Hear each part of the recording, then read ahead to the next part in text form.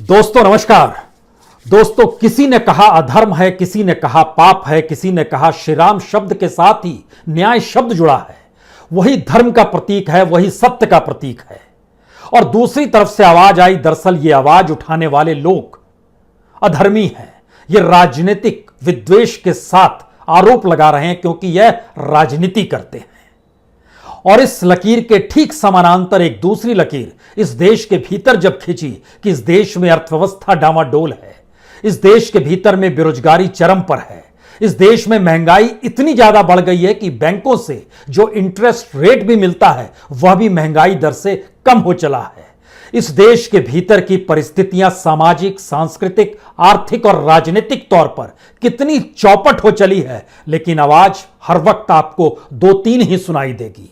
एक आवाज राष्ट्रवाद की रहेगी, एक आवाज राष्ट्रभक्ति की रहेगी, एक आवाज राजनीतिक तौर पर धर्म का आवरण ओढ़कर धर्म के साथ अधर्म करने की सोच पाले हुए लोगों पर निशाना साधने की होगी।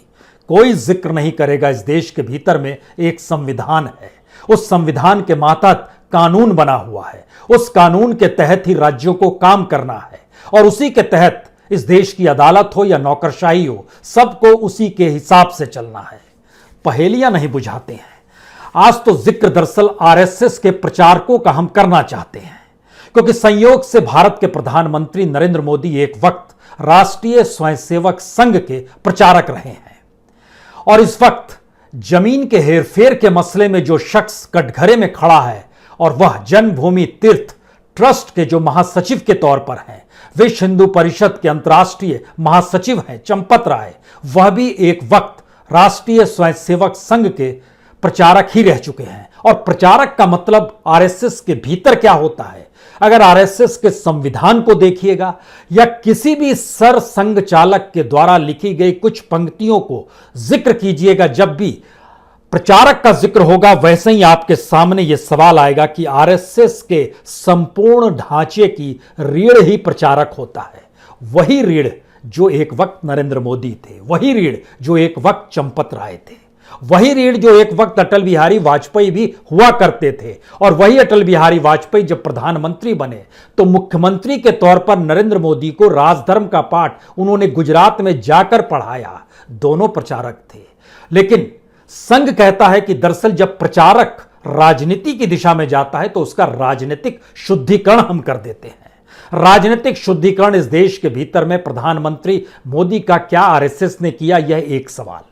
दूसरा सवाल, शिक्षक की नौकरी छोड़कर विश्व हिंदू परिषद के जरिए इस देश के भीतर में राम मंदिर निर्माण के लिए जो अथक प्रयास चंपत राय जी ने किया, वो चंपत राय आज कटघरे में है। और कटघरा भी इस देश के कानूनों के मातहत है, लेकिन उनकी आवाज और शब्द जो निकलता है, हमारे ऊपर आरोप तो लगते रहते हैं। महात्मा गांधी की हत्या का आरोप भी एक वक्त लगा था। आप आरोप लगाते रहिए, हम काम करते रहेंगे। यानी इस बीच में कहीं कानून का जिक्र नहीं, इस देश में कैसे प्रशासन चलता है उसका कोई जिक्र नहीं। तो आज जरा प्रचारकों की स्थिति को समझिए, क्योंकि प्रचारक के बारे में बहुत साफ कहा जाता है, बहुत कर्मठ होता है। पारिवारिक दायित्वों से मुक्त रहकर जीवन भर वह संघ को समर्पित होता है। सन्यासी नहीं होता है, लेकिन राष्ट्र कार्य में कोई बाधा ना आए इसके लिए सतत प्रयास करते रहता है। और ये प्रचारक राजनीतिक तौर पर जो प्रचार करने वाले लोग होते हैं वैसे नहीं होते हैं। यानी ये नेताओं की तरह जनसभा नहीं करते हैं, प्रचार माध्यमों का उपयोग नहीं करते हैं, बल्कि ये अपने तौर पर संगठनकर्ता होते हैं। व्यक्ति व्यक्ति के मन में स्वदेश, स्वराष्ट्र, समाज में प्रेम जगाते हैं और संगठन से जोड़ना सिखाते हैं। और कुल मिलाकर राष्ट्र कार्य में जो भी जीवन आहूत हो जाए उसी दिशा में तो ये लोग काम करते हैं। तो चंपत राय जी पर आप आरोप कैसे लगा सकते हैं, और देश के प्रधानमंत्री पर भी आप कोई भी आरोप और कोई भी सवाल उनसे कैसे पूछ सकते हैं? बात चंपत राय जी से शुरू की जाए या प्रधानमंत्री मोदी से की जाए, जिक्र तो आरएसएस के प्रचारक के तौर पर निकलकर इस देश को संभालने वाले और इस देश में राम मंदिर को लेकर जो सबकी आस्था है, इस देश के राष्ट्रपति ने भी अपने पास अपनी जेब से पैसा दान किया है, मुख्यमंत्री तक ने दिया है, लोगों ने दिया है। और सब ने इतना पैसा दिया है कि जो टारगेट भी रखा गया उस पैसे के भी एट पार पहुंच गया। लेकिन कानून भी तो कुछ कहता होगा, उस दिशा में कोई क्यों नहीं सोच रहा है?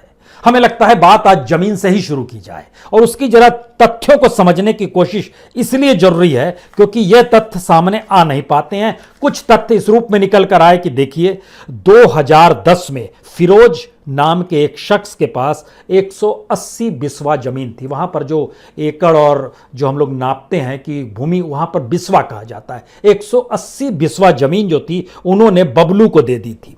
2011 में बबलू ने उस 180 बिस्वा जमीन में से 100 बिस्वा जमीन उन्होंने निकाल कर, जो फिलहाल नाम निकल कर आ रहा है, उनके पिताजी हुआ करते थे इरफान खान, ये नन्हे मियां के नाम से जाने जाते थे। ये सुल्तान के पिता हैं जिनका नाम इस वक्त आ रहा है। उन्होंने उस जमीन को खरीदी 2011 में, लेकिन उस वक्त रजिस्ट्री नहीं कराई और तय जो भी सौदा हुआ, हम उस चक्कर में नहीं जाते हैं, उसकी जानकारी आपको होगी कि 1 करोड़ 2 करोड़ कुछ पैसा दे दिया गया और हर 3 साल के बाद वो नाम परिवर्तित होते रहा, चीजें चलती रही और होते होते ये स्थिति आ गई कि धीरे धीरे 2021 में जब राम मंदिर के लिए जमीन की जरूरत इस ट्रस्ट को पड़ी तो उसने जमीन लेने की परिस्थितियां पैदा कर दी।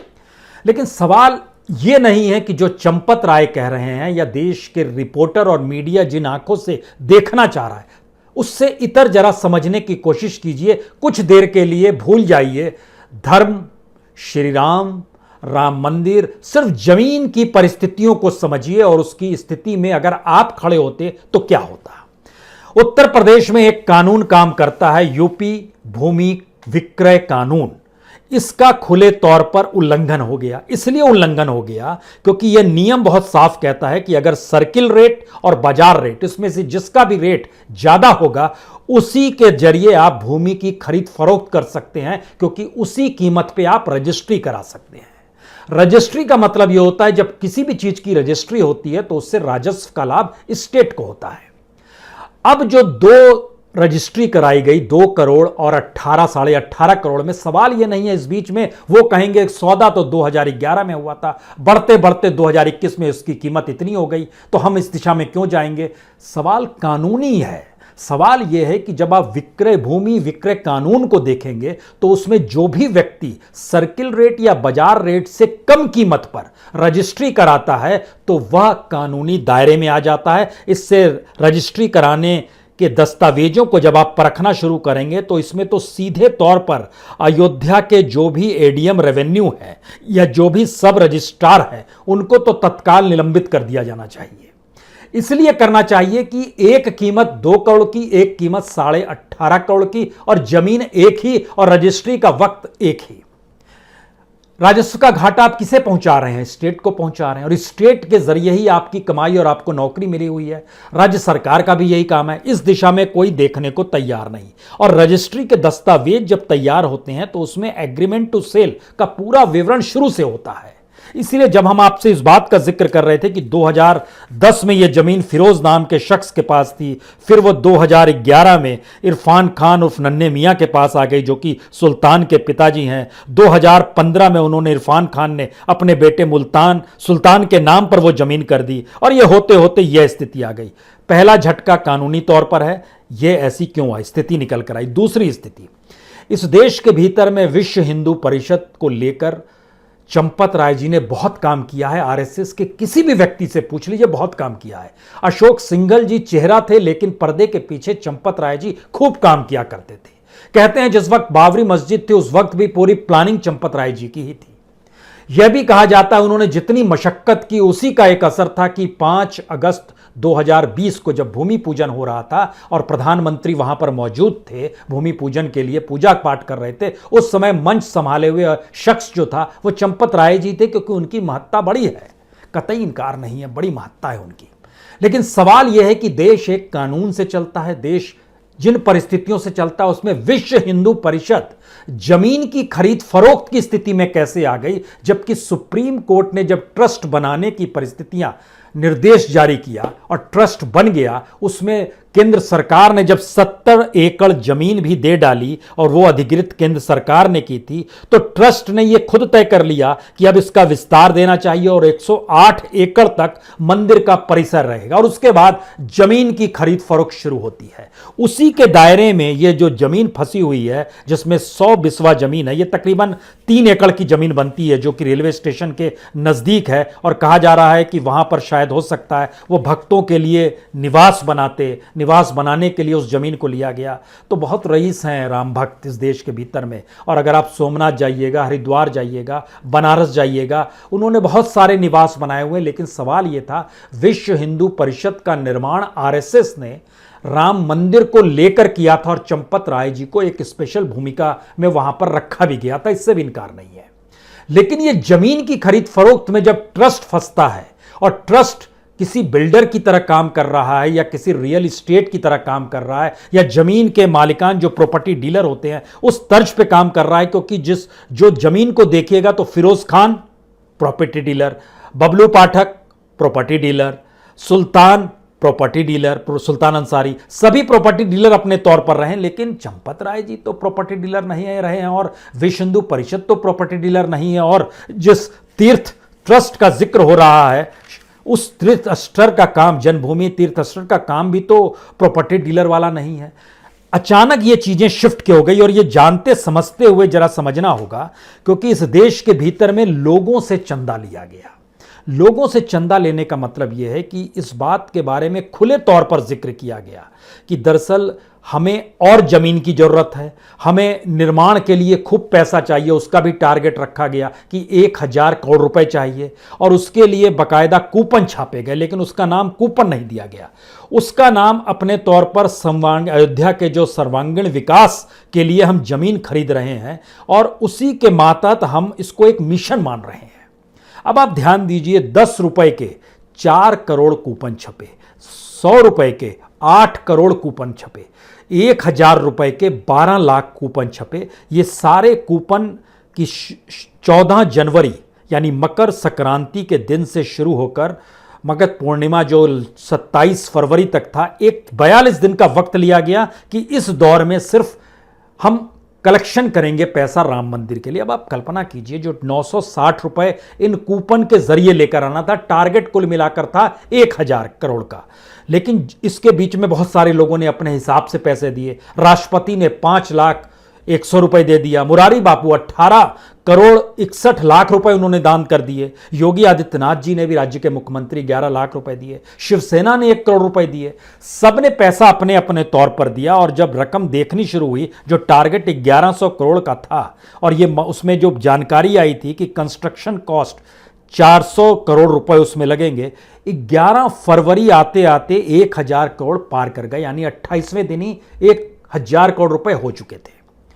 उसके बाद 15 फरवरी का डाटा सामने आया, 1511 करोड़ रुपए जमा हो चले हैं। 28 फरवरी का डाटा सामने आया, 2100 करोड़ जमा हो चले हैं। 30 मार्च का डाटा सामने आया, 3200 करोड़ रुपए जमा हो चले हैं। अब सवाल यहां पर यह है कि इस देश के भीतर में जब इतने बड़े पैमाने पर लोगों तक पहुंचने का काम किया गया, क्योंकि खुद ट्रस्ट के जरिए, विश्व हिंदू परिषद के जरिए यह जानकारी दी गई कि दरअसल इस देश के भीतर में लगभग 50 करोड़ लोगों तक हम पहुंचेंगे, 5 लाख गांव में जाएंगे, 11 करोड़ परिवारों से संपर्क साधेंगे। एक झटके में, एक जहन में तुरंत एक बात दिमाग में आएगी, लोगों की आस्था, वो आस्था के साथ इस देश में सियासी तौर पर वोट बैंक भी है। इसीलिए जब जमीन के हेरफेर का मसला आया तो ध्यान दीजिए, हर राजनीतिक दल के शब्द क्या थे।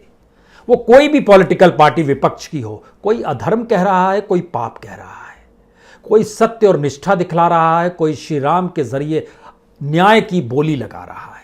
लेकिन इस बात का जिक्र नहीं है कि दरअसल जमीन की खरीद फरोख्त को लेकर सुप्रीम कोर्ट ने नहीं कोई निर्देश दिया था। सुप्रीम कोर्ट ने यह कतई नहीं कहा था कि आप जमीन खरीदने निकल जाइए। वो तो पहले से तय था कि 70 एकड़ जमीन है और वहां पर मंदिर बनेगा। लेकिन आपने तय किया उसको विस्तार करेंगे, आपने तय किया खरीद फरोख्त करेंगे, और 50 से ज्यादा रजिस्ट्री इस दौर में हुई। पहली स्थिति है। दूसरी स्थिति और बेहतर है। जो 180 बिस्वा जमीन थी जो 2010 में फिरोज ने बबलू को बेची, और बबलू ने उसके बाद 100 बिस्वा जमीन इरफान खान उर्फ नन्हे मियाँ यानी सुल्तान के पिताजी को बेची। ये 100 बिस्वा और 80 बिस्वा दोनों की रकम में भी फर्क है। 80 बिस्वा जमीन की एवज में 8 करोड़ रुपए दिए गए और 100 बिस्वा जमीन की एवज में 18.5 करोड़ यानी 18 करोड़ 50 लाख रुपए दिए गए। अब सवाल यह है कि जिस तरीके से जमीन की कीमत बढ़ रही है, जिसका जिक्र विश्व हिंदू परिषद ने भी किया, ट्रस्ट ने भी किया, राज्य भी कर रहा है, क्योंकि राज्य भी अपने तौर पर अयोध्या के मंदिर के इर्द गिर्द जो भी चकाचौंध आता है उसके तहत वो जमीनों की खरीद फरोख्त वहां पर कर रहा है। जमीन के रेट बढ़ गए हैं। जमीन के रेट की जानकारी आती है कि 20 से 50 लाख प्रति बिस्वा हो गई है। उस लिहाज से भी अगर देखिए तो जाहिर है यह रकम बहुत कम है। अब अगर बहुत कम है तो राजस्व का घाटा किसको? स्टेट को घाटा। लेकिन फिक्र क्यों नहीं? क्योंकि राज्य किसके हाथ में है? विश्व हिंदू परिषद कहां से निकली है? प्रचारक कहां से निकलता है? ये सारे शब्द गौण हो गए। अब यहां से असल सवाल शुरू होता है कि क्या वाकई इस देश के भीतर में अगर राष्ट्रीय स्वयंसेवक संघ, जो खुद को सामाजिक और सांस्कृतिक संगठन कहता है और इस बात का जिक्र करता है कि प्रचारक जो होता है वह तो राष्ट्रभक्ति से ओतप्रोत रहता है और राष्ट्र के निर्माण के लिए सब कुछ अपनी जिंदगी का झोंक देता है, वो परिवार तक नहीं बनाता है क्योंकि परिवार के दायित्वों से वह मुक्त हो जाए। सारी बातें सुनने में बहुत अच्छी लग रही है, लेकिन यहीं से सवाल शुरू होता है, जब आरएसएस से निकला हुआ प्रचारक सत्ता को संभालता है या फिर राजनीति के मैदान में आता है या फिर इस तरीके से क्रय विक्रय की परिस्थिति में आता है, तो क्या यह उसके भीतर का भोलापन होता है जहां पर वो मानकर चलता है कि वो कोई भी कार्य करेगा तो राष्ट्र हित में करेगा और राष्ट्र निर्माण के लिए ही वो कार्य कर रहा है? चंपत राय जी भी राम मंदिर के लिए काम कर रहे हैं, कतई इनकार नहीं, और उन्होंने राम मंदिर के लिए जो जमीन खरीदी और वो खरीदने की जो प्रक्रिया, तो राम मंदिर के लिए तो घर पैसा नहीं ले गए, वो तो ईमानदार शख्स हैं। लेकिन फिर सवाल होता है कि क्या ये ऐसे व्यक्ति जब प्रचारक की पूरी पाठ पढ़ने के बाद जब इस तरीके से आते हैं तो क्या वो मानकर चलते हैं कि उनकी जिंदगी का हर कदम दरअसल इस देश के लिए ही जीने और मरने के लिए है?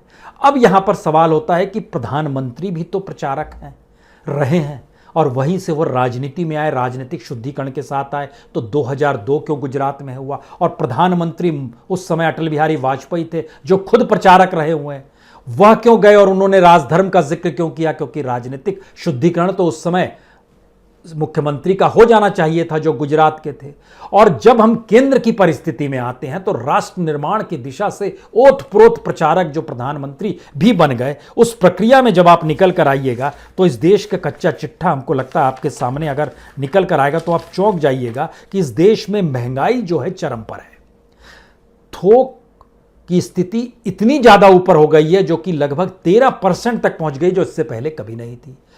खुदरा मूल्य भी वह भी चरम पर पहुंच गया और उसके ठीक समानांतर जब आप बैंक में पैसा डालते हैं वहां से जो इंटरेस्ट रेट मिलता है वो 5% के इर्द गिर्द ही है। चाहे आप फिक्स डिपॉजिट में पैसा डाल दीजिए या सेविंग में रखिए, वो 5% के नीचे ही है, 2, 3, 5 उससे ज़्यादा नहीं है। लेकिन महंगाई दर जिस देश में बढ़ गई, यानी रुपये का वैल्यू कम होने लगा, तो क्या ये राष्ट्र हित और राष्ट्र भक्ति है? इस देश में बेरोजगारी सबसे चरम पर पहुंच गई। कहा जाता है आजादी के बाद ऐसी बेरोजगारी कभी नहीं थी, असमानता इस देश के भीतर में ऐसी कभी नहीं थी। तो क्या यह राष्ट्रभक्ति से ओतप्रोत है? इस देश के भीतर में जनता का पैसा जिन बैंकों में जमा है वहां पर एनपीए बढ़ते बढ़ते 10 लाख करोड़ पार कर गया। इसी पीरियड में 8 लाख करोड़ से ज्यादा रिटर्न ऑफ गवर्नमेंट ने कर दिया। उस गवर्नमेंट को संभाले हुए देश के प्रचारक से बने प्रधानमंत्री ही हैं, तो क्या वह भी राष्ट्रहित में हुआ है? आरबीआई से सबसे ज्यादा पैसा मोदी सरकार ने ही निकाला, तो क्या यह राष्ट्रहित में ही निकाला? जो इस देश की मैन्युफैक्चरिंग है, उत्पादन है, वो सबसे नीचे चला गया, नेगेटिव -23 में आ गया, तो क्या ये राष्ट्रहित में है? जो भी दिवालिये कॉरपोरेट इस दौर में हुए, जो एनसीएलटी के पास पहुंचे और खुद को दिवालिया घोषित कर दिया, इस देश में सबसे ज्यादा इस दौर में कॉरपोरेट और इंडस्ट्रियलिस्ट हैं, 2000 से ज्यादा। क्या ये राष्ट्रहित में दिवालिया हो गए? ग्रामीण भारत की परिस्थिति देखिए और उसमें किसानों की स्थिति देखिए तो उनकी आय 2013, 14, 15 के मुकाबले आज घट गई है, तो क्या ये राष्ट्रहित में हो रहा है? इस देश में आदिवासियों की स्थिति, जो वन के क्षेत्र में रहते थे, वहां नाजुक हो चली है। वन इस देश में सबसे ज्यादा कटे हैं, घनत्व वाले वन कटे हैं और खुले वनों को बनाने का काम शुरू हुआ, यानी 1000 पेड़ काटेंगे और फिर खुले वन बनाएंगे जिसमें हम 100 पेड़ लगाकर कह देंगे कि हमने इतनी जमीन पर पेड़ लगा दिए। उससे आदिवासियों का जीवन प्रभावित हो रहा है। आदिवासियों के लिए हमने क्या कुछ किया? क्या यह राष्ट्रहित में किया? उच्च शिक्षा इस देश के भीतर में चौपट इसलिए हो गई क्योंकि मैक्सिमम बच्चे इस देश में इसी दौर में सबसे ज्यादा विदेश चलते चले गए। क्या वो राष्ट्रहित में देश छोड़कर जा रहे हैं? और भारत का पैसा जो माँ बाप ट्यूशन फीस के लिए और वहां बच्चे के रहने के लिए देते हैं, वह भी इस देश की इकोनॉमी पर असर डालता है। क्या वो राष्ट्रहित में हो रहा था? इसी दौर में सबसे ज्यादा लोगों ने नागरिकता भारत की छोड़कर दुनिया के अलग अलग हिस्सों में ले ली। भारत के इंफ्रास्ट्रक्चर से वो परेशान थे, उन्हें कोई उम्मीद और आस नजर नहीं आ रही थी। वो समझ नहीं पा रहे थे कि आने वाले वक्त में कैसी परिस्थिति होगी, तो उन्हें लगा कि चलें बाहर। जो धंधे करने वाले लोग थे, बिजनेस करने वाले लोग थे, वो बाहर चले गए। तो क्या ये राष्ट्रहित में हो रहा था? इस देश के भीतर में जब आप परिस्थितियों को परखिएगा, चाहे वो इकोनॉमी का सवाल हो, चाहे सोशल या कल्चरल एस्पेक्ट हो, जो सोशल और कल्चरल एस्पेक्ट यानी सामाजिक और सांस्कृतिक संगठन आरएसएस खुद को कहता है, अगर इस परिप्रेक्ष्य में आइएगा तब चंपत राय की बात आपको गलत नहीं लगेगी। क्योंकि इस देश के प्रधानमंत्री को भी अगर लगता है कि देश की इकोनॉमी चौपट, इंफ्रास्ट्रक्चर नहीं, हेल्थ सेक्टर चौपट, एजुकेशन चौपट, इंडस्ट्री चौपट, कॉरपोरेट के सामने मुश्किल, किसानों के सामने मुश्किल, स्टूडेंट्स के सामने मुश्किल, लेकिन ये सारी परिस्थिति वो कर रहे हैं तो राष्ट्रहित में कर रहे हैं और वो राष्ट्रहित के अलावा कुछ नहीं सोच सकते हैं, तो जाहिर है ये पाठ प्रचारक को पढ़ाया जाता है आरएसएस की कक्षा में, इससे कतई इनकार नहीं है। अब लेकिन सवाल है, जब ऊपर से ये हो रहा है तो चंपत राय जी को भी लगा होगा कि जो अयोध्या में राम मंदिर बनाना है, उस मंदिर के लिए ही तो जमीन की खरीद फरोख्त हो रही है। तो उस खरीद फरोख्त में कौन देखेगा रजिस्ट्री के कागजात, कौन देखेगा पुराने लेन देन, कौन देखेगा रजिस्ट्री कितने पैसे में हो रही है? वो तो 2011 में सौदा हुआ था, 9 साल में बढ़ गया। लेकिन क्या उन्होंने एक क्षण भी सोचा कि 2 करोड़ की रजिस्ट्री में स्टेट को कितना राजस्व मिलता है और 18 करोड़ की रजिस्ट्री में स्टेट को कितना पैसा मिलता है, और सर्किल रेट और बाजार रेट से कम कीमत में रजिस्ट्री कराने पर कौन सा अपराध होता है? क्या यह सब सोचा गया? नहीं सोचा गया, क्योंकि हम इस भाव से पूरी तरीके से ओतप्रोत है कि हम तो राष्ट्रहित में ही जीते हैं और मरते हैं। जब यह स्थिति आ जाती है तब इसमें ऐसे ही शब्द बोलते हैं और हर राजनीतिक दल अपने तौर पर यही कहता है कि हम तो देख रहे हैं अधर्म हो रहा है, पाप हो रहा है। लेकिन जरा तरीके को देखिए कि इस देश के भीतर में अगर वाकई, नहीं पता है लेकिन वाकई अगर कूपन देश भर में पहुंचे तो 50 करोड़ लोगों तक पहुंचे, ये लोग 11 करोड़ परिवारों तक पहुंचे, 5 लाख गांवों तक पहुंचे, और 14 जनवरी यानी मकर संक्रांति से लेकर माघ पूर्णिमा यानी 27 फरवरी यानी 42 दिनों में 3 से 4 लाख कार्यकर्ता जो विश्व हिंदू परिषद के थे वह देश भर में घूमते रहे। वो मानते रहे कि इस देश के युवाओं को बताना जरूरी है, जो 35 साल तक की उम्र के नौजवान हैं, उन्हें नहीं पता है राम जन्मभूमि का इतिहास, नहीं पता है, तो सबको बुकलेट बांटेंगे। ये सारे काम हुए हैं।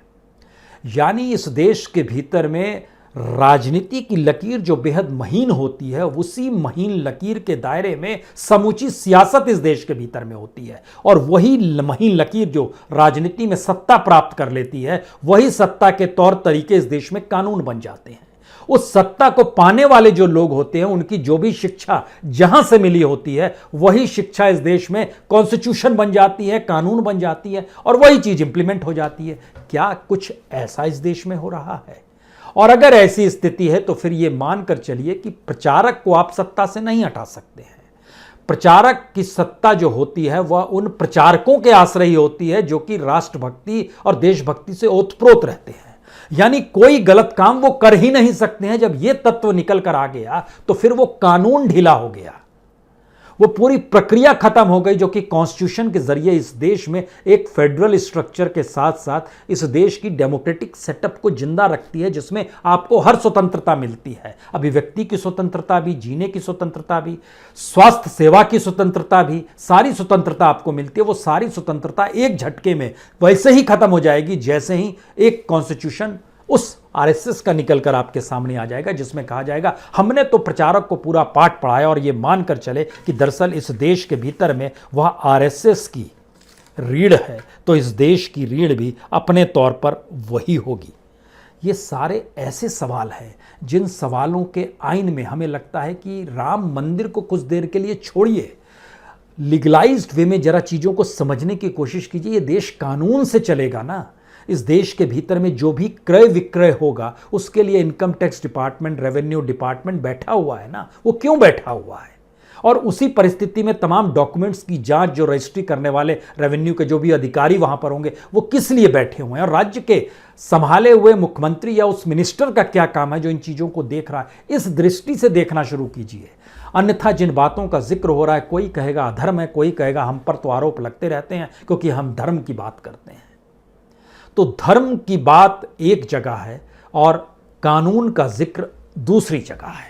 जरा इसके बीच में कोई लकीर खींचने की कोशिश कीजिए। अटल बिहारी वाजपेयी जी ने कोशिश की थी, गवर्नेंस को अलग रखा जाए, आरएसएस को अलग रखा जाए, इसलिए उस पीरियड में प्रचारक की सत्ता थी तो भी इस देश के भीतर में, चाहे वो विश्व हिंदू परिषद हो, चाहे स्वदेशी जागरण मंच हो, चाहे मजदूर संघ हो, चाहे किसान संघ हो, जितने भी इनके ऑर्गेनाइजेशन थे सभी अपने तौर पर विरोध करते थे, सड़क पर आते थे। लेकिन आज की तारीख में कोई आपको आरएसएस नजर नहीं आएगी, क्योंकि आरएसएस ही सत्ता है और सत्ता ये मानकर चल रही है कि वो आरएसएस के लिए ही तो जमीन बना रही है। तो फिर सारी चीजें एक झटके में गायब हो गई। इसीलिए ना आपको विश्व हिंदू परिषद नजर आएगी, ना स्वदेशी जागरण मंच नजर आएगा, ना भारतीय मजदूर संघ नजर आएगा, ना भारतीय किसान संघ नजर आएगा, ना अखिल भारतीय ग्राहक पंचायत नजर आएगी। इस देश में कंज्यूमर की भी हालत बुरी हो गई। ना लघु उद्योग भारती नजर आएगी, ना ही सामाजिक समरसता मंच नजर आएगा। भीड़ तंत्र जब इस देश में हत्याएं कर रही थी तो सामाजिक समरसता मंच भी नहीं था। 40 से ज्यादा संघ के ऑर्गेनाइजेशन इस दौर में जो भी संभाले हुए, उसके पास क्या काम है अगर पूछ लीजिएगा तो शायद वो आपके सामने हाथ जोड़कर कहेगा क्षमा कीजिए, सत्ता देखिए अच्छी चल रही है, बहुत शानदार चल रही है। बहुत बहुत शुक्रिया, बहुत बहुत शुक्रिया।